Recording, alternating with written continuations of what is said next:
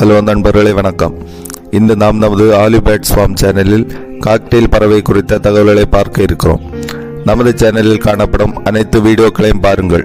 இந்த சேனலில் வரும் அனைத்து வீடியோக்களையும் தொடர்ந்து பார்த்தாலே நீங்கள் பறவை வளர்ப்பு குறித்த அனைத்து தகவல்களையும் தெரிந்து கொள்ள முடியும்.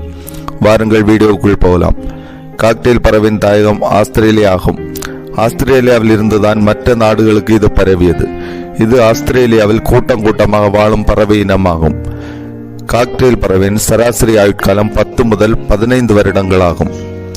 காக்டெயில் பறவையின் நீளம் தலை முதல் வால் வரை சுமார் 30 முதல் 35 சென்டிமீட்டர் வரை காணப்படுகிறது. காக்டெயில் பறவையின் எடை 70 முதல் 120 கிராம் வரை காணப்படுகிறது. காக்டெயில் பறவையானது ஒரு கிளட்சில் 4 முதல் 7 முட்டைகள் வரை போடுகிறது. இதன் அடைகாக்கும் காலம் 17 முதல் 23 நாட்கள் ஆகும். முட்டையிலிருந்து வெளிவந்த குட்டிகள் சுமார் 5 வாரங்களில் நெஸ்ட் அவுட் ஆகிறது. காக்டெயில் பறவையானது மனிதர்களிடம் மிகவும் நன்றாக பழகும் தன்மை கொண்ட பறவையாகும்.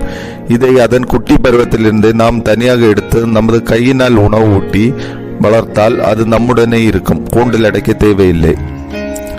காக்டெயில் பறவையானது தனது குட்டிகளுக்கு நல்ல ஒரு பெற்றோராய் செயல்படும். அதாவது இவை தனது குட்டிகளை நன்றாக பராமரித்து பாதுகாத்து வளர்க்கும். இதில் முட்டை போடுவது, அடை காப்பது ஆகிய பணிகளை பெண் பறவை செய்கிறது. ஆண் பறவை வீட்டின் கூடு மற்றும் குட்டிகளை பாதுகாக்கும் பணியை செய்கிறது.